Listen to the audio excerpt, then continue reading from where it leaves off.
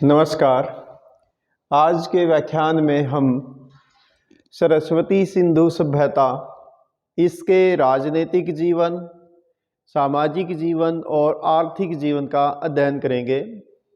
पूर्व व्याख्यान में हम सरस्वती सिंधु सभ्यता के विस्तार और वहाँ की कला के बारे में अध्ययन कर चुके हैं। तो राजनीतिक जीवन यानी पॉलिटिकल लाइफ कैसी थी, वहाँ पर किस प्रकार की प्रशासनिक व्यवस्था थी, इसका अध्ययन करते हैं। तो सरस्वती सिंधु सभ्यता, जैसा कि आप अध्ययन कर चुके हैं कि वो काफ़ी व्यापक थी, बड़े क्षेत्र में वो फैली हुई थी। और यहाँ की नगर योजना यानी जो यहाँ के नगर थे, खासकर हड़प्पा, मोहनजोदड़ो, राखीगढ़ी, कालीबंगा, लोथल, धोलावीरा, तो इन सब में यदि कॉमनली देखा जाए तो यहाँ की नगर योजना देखने को मिलती थी। पात्र परंपरा, उपकरण निर्माण यानी टूल्स का निर्माण, इसके अलावा बाट होता था वजन को तोलने के लिए, माप यानी मेजरमेंट के अलग अलग टूल्स होते थे, मोहरें यानी स्टैंप होती थी प्रशासनिक कार्यों को करने के लिए, लिपि यानी लिखने का ढंग, उनकी भाषा जो होती थी उसका लिखने की एक शैली होती थी जिसको लिपि कहा जाता। इन सब में सभी नगरों में देखा जाए तो समरूपता मिलती है, और जो समरूपता है इन सभी नगरों की, वो एक कुशल प्रशासन के अस्तित्व की ओर संकेत करती है। यानी सरस्वती सिंधु सभ्यता में पॉलिटिकल लाइफ, प्रशासनिक व्यवस्था काफ़ी कुशल थी, लेकिन उसका स्वरूप क्या था इसके बारे में कोई निश्चित नहीं कहा जा सकता। ठीक है, ये सब इसका कोई स्पष्ट संकेत नहीं मिलता है।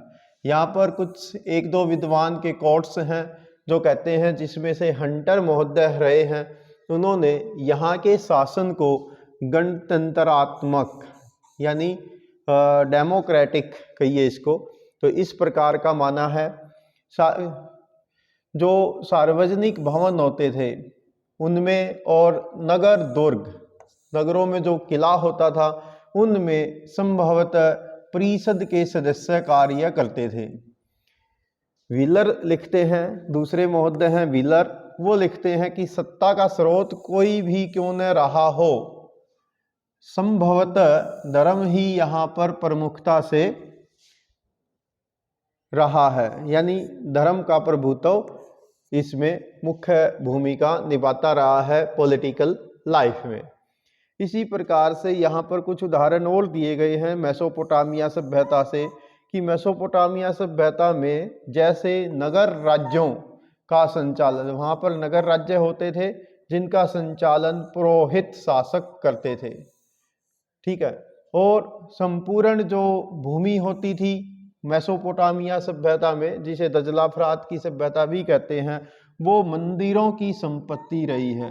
यानी मूल रूप से कहें तो वो एक धार्मिक व्यवस्था वहाँ पर रही है।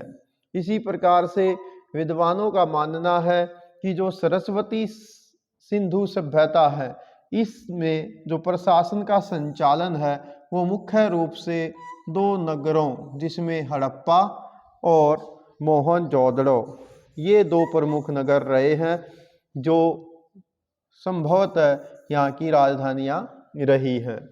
लेकिन आप राखीगढ़ी जो हरियाणा के हिसार में है, और धोलावीरा जो गुजरात के, वर्तमान गुजरात के कच्छ क्षेत्र में है, तो इन नगरों का प्रभुत्व भी हम कम करके नहीं देख सकते, यानी उनका महत्व भी बहुत अधिक था, जिनके महत्व को हम नकार नहीं सकते। ये जो पुरास्थल हैं जिसमें हड़प्पा, मोहनजोदड़ो, राखीगढ़ी, धोलावीरा, बनीवाली, ठीक है, लोथल, इन सब का सरस्वती सिंधु सभ्यता में प्रशासनिक नगरों के रूप में, एडमिनिस्ट्रेटिव टाउन्स के रूप में काफ़ी महत्व रहा है, ऐसा विद्वानों का मानना रहा है। तो ये जो आप देख रहे हैं ये सब प्रशासनिक जीवन वहाँ का था सरस्वती सिंधु सभ्यता के अंतर्गत। ये आप यहाँ पर कुछ उस दौरान की मिली हुई जो मोहरें हैं वो आप देख पा रहे हैं। जैसे ये सब मोहरें हैं, इनमें भी आप देख रहे हैं कि बीच में एक पशु, खासकर इसको आप बैल की आकृति कह सकते हैं, ठीक है। तो इस प्रकार की आकृति वहाँ पर मूल रूप से मोहरों में सभी में ये कॉमन है। फिर थोड़े बहुत डिजाइनिंग इनके चेंज है, तो ये अलग अलग उद्देश्य के लिए अलग अलग मोहरें बनाई गई होंगी। इसी प्रकार से ये आप एक मिट्टी की कलाकृति देख पा रहे हैं कि जिसमें दो जानवर को जोड़ा गया है जुए के माध्यम से और पीछे एक गाड़ी है। ये आप देख रहे हैं, ये वहाँ की उस जमाने की लिपि रही है। अब इसका क्या मीनिंग रहा होगा तो ये तो शायद हम अब आज के टाइम में कुछ अंदाजा नहीं लगा सकते, लेकिन ये वहाँ की सरस्वती सिंधु सभ्यता की उस समय की लिपि रही है। अब बात करते हैं सामाजिक जीवन की कि समाज किस प्रकार से व्यवस्थित था। तो सरस्वती सिंधु सभ्यता के यदि समाज की बात करें तो समाज अनेक वर्गों में बटा हुआ था, अनेक कैटेगरीज में डिस्ट्रीब्यूटेड था। नगरों को दुर्ग क्षेत्र और आवास क्षेत्र, यानी जो फोर्ट का एरिया था वो और एक रेजिडेंस एरिया, इन दो एरियाओं में आप मुख्य रूप से बांट सकते थे, खासकर नगरों को। और नगर जो दुर्ग थे उसमें संपन्न व्यक्ति यानी जो रिच पर्सन होते थे वे, और शासक वर्ग यानी राजा और जो राजा के साथ अटैच जो प्रशासनिक व्यवस्थाओं को देखने वाले वर्ग था, व्यक्ति थे, वो उसमें रहते थे। धोलावीरा जो गुजरात में है, गुजरात के कच्छ क्षेत्र में, वहाँ के यदि दुर्ग क्षेत्र का अध्ययन करें तो उससे पता चलता है कि वो एरिया भी दो भागों में बांटा गया था, जिसमें एक भाग में शासक वर्ग निवास करता था और दूसरे एरिया में वहाँ के प्रशासनिक अधिकारी निवास करते थे। ऐसा संभावना व्यक्त की गई है। और दुर्ग क्षेत्र में सुरक्षा का यानी सिक्योरिटी का और सुविधाओं का, फैसिलिटीज का विशेष ध्यान रखा जाता था।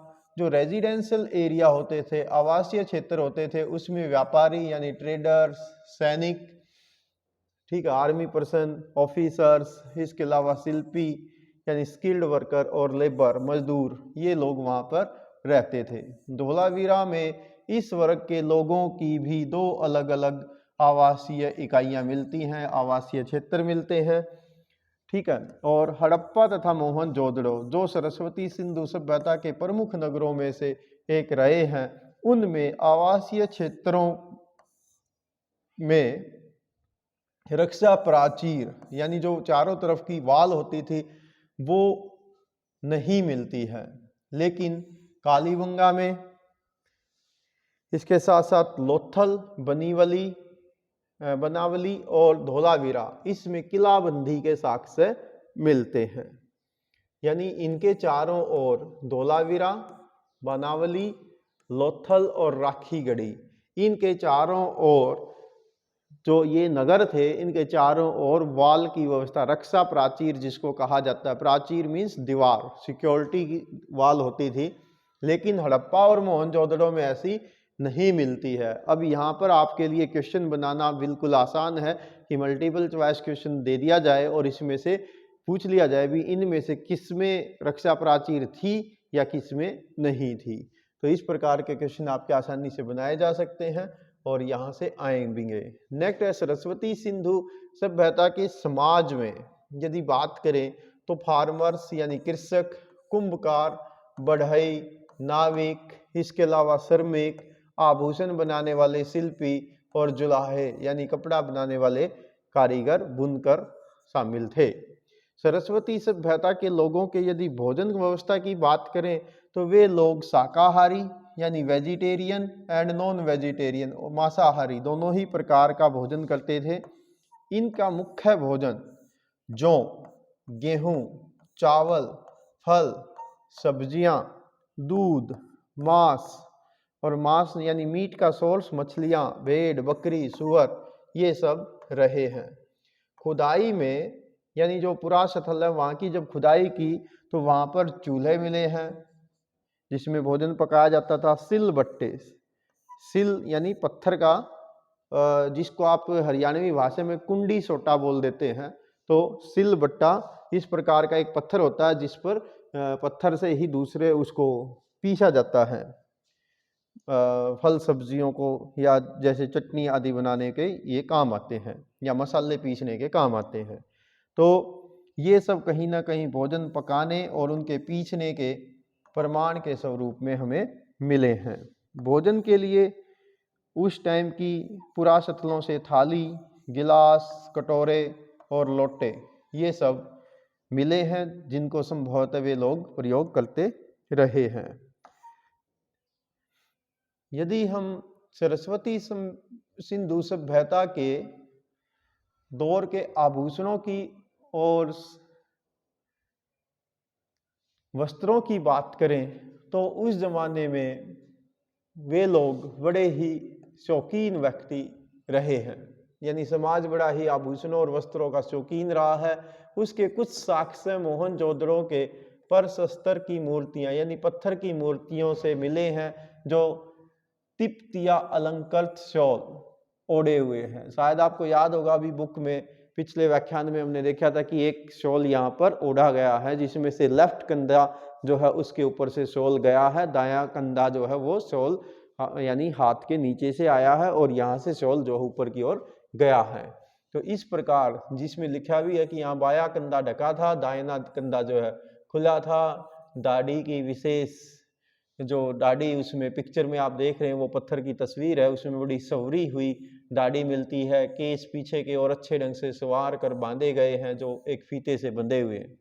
दाहिने हाथ पर एक भुजबंद बंधा हुआ है, भुजबंद यानी बाजूबंद यहाँ पर बांध देते हैं, वो बंधा हुआ है। वहीं से प्राप्त एक अन्य मूर्ति जिसमें कमर पर पारदर्शी वस्त्र बांधा गया है, यानी इनसे हमें एक अंदाजा मिलता है कि वे लोग किस प्रकार से शेविंग करते थे या किस प्रकार से वो वस्त्र पहनते थे, उनका डिजाइनिंग क्या होता था, नॉर्मली वो किस प्रकार के बाजूबंद, कमरबंद इनका प्रयोग करते थे। आभूषणों की यदि बात करें तो वे हार, भुजबंद, कंगन, अंगूठी इन सब का प्रयोग करते थे। स्त्री और पुरुष दोनों ही आभूषण पहनते थे जिनमें निर्माताओं की कलात्मक अभिरुचि का परिचय देखने को मिलता है, यानी जो आभूषणों को डिजाइन करने वाले व्यक्ति थे वो अपनी कला के आधार पर उन आभूषणों को बड़ा ही रुचिकर बना देते थे। धनी लोग सोने चांदी के, अर्ध कीमती पत्थरों के, यानी जो बहुत ज़्यादा कीमती तो नहीं हो लेकिन लगभग 50% वैल्यू के जरूर हो, हाथी दांत आदि के बने हुए आभूषण पहनते थे। जबकि जो निर्धन लोग होते थे वो पक्की मिट्टी के, हड्डी के और पत्थर के बने हुए आभूषण प्रयोग करते थे। सरस्वती सिंधु सभ्यता के लोगों की केश विन्यास में विशेष रुचि थी, यानी वो केश मीन्स बाल, तो बालों को विशेष ढंग से वो कंघी करते थे या उनको बांधते थे, तो उनका जो विन्यास था वो उसमें विशेष रुचि उनकी रही है। यानी जैसे आप शेविंग की भी बात करते हैं तो उसको भी बड़े अच्छे ढंग से उन्होंने चित्र में भी बनाया गया है। यदि उस समय की बात करें तो वे लोग मुख्य रूप से हाथी दांत के कंगे, तांबे के शीशे प्रयोग करते थे और स्त्रियां काजल प्रयोग करती थी, यानी आंखों में काजल डालना, सुरमा डालना, सिंदूर लगाना, इन सब का प्रयोग वो करती रही है। शतरंज, चौसर जिसको आप बोलते हैं, उसका विशेष रूप से प्रयोग किया जाता था खेल के रूप में। नृत्य उनके मनोरंजन के प्रमुख साधन थे। और यदि बात करें तो सरस्वती सिंधु सभ्यता के लोग शिकार के शौकीन रहे हैं और वहाँ के जो बच्चे होते थे वो खिलौनों से, झुनझुनों से, सीटी और गाड़ियों आदि से खेलते रहे हैं। तो ये आप कुछ चित्र भी देख पा रहे हैं जो उस जमाने में शतरंज के खेल की मोहरों के रूप में प्रयोग की जाती रही हैं। तो इस प्रकार से पता चलता है कि वे लोग अपना मनोरंजन किस प्रकार से करते थे।